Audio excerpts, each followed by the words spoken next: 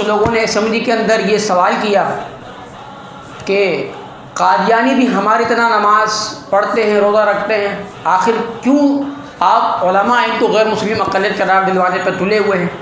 تو اس وقت شیخ الحدیث عبد المصطفیٰ اظہری رحمۃ اللہ علیہ، جو کہ آج دارالعلوم امجدیہ ام المدارس مرکز اہل سنت میں آرام فرما رہے ہیں، شیخ الحدیث عبد المصطفیٰ اظہری رحمۃ اللہ تعالی علیہ، انہوں نے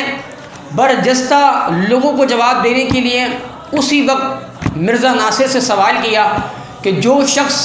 مرزا غلام احمد قادیانی کو نہیں مانتا، جو اس کو نبی نہیں مانتا، تمہارا اس کے بارے میں کیا فتویٰ ہے، تمہارا اس کے بارے میں کیا موقف ہے؟ تو اس وقت مرزا ناصر نے جواب دیا جو غلام احمد قادیانی کو نبی نہیں مانتا وہ بدترین کافر ہے۔ تو شیخ الحدیث عبد المصطفیٰ اظہری رحمۃ اللہ علیہ نے ان لوگوں کو سمجھانے کے لیے یہ سوال کیا، جو لوگ یہ سوال کر رہے تھے کہ قادیانی بھی ہماری طرح نماز پڑھتے، روزہ رکھتے ہیں، تو اس طرح وہ لوگ چپ ہو گئے۔ اسمبلی کے اندر کوثر نیازی نے چیلنج کیا کہ تم علماء جو ہے وہ مسلمان کی متفقہ تاریخ پر جمع نہیں ہو سکتے۔ تو اس چیلنج کو جس نے قبول کیا وہ بھی شیخ الحدیث عبد المصطفیٰ اظہری رحمۃ اللہ تعالی علیہ تھے۔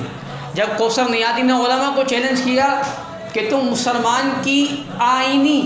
متفقہ تاریخ پر جمع نہیں ہو سکتے، تو اس وقت شیخ الحدیث عبد المصطفیٰ اظہری رحمۃ اللہ علیہ نے چیلنج کو قبول کیا، اور آپ نے جو ہے مسلمان کی تعریف کی، جو کہ آج بھی آئین پاکستان کے اندر موجود ہے۔ آپ نے تعریف کی کہ جو اللہ تبارک و تعالیٰ کو وحدہ لا شریک مانتا ہے، اللہ پر ایمان رکھتا ہے، اور حضور صلی اللہ تعالیٰ علیہ وآلہ وسلم کو خاتم النبیین یعنی آخری نبی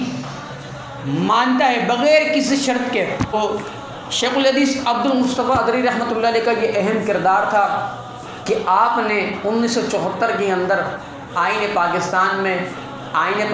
کے اندر جو تاریخ مسلمان کی لکھی ہوئی ہے، یہ آپ کی بیان کردہ لکھی ہوئی ہے۔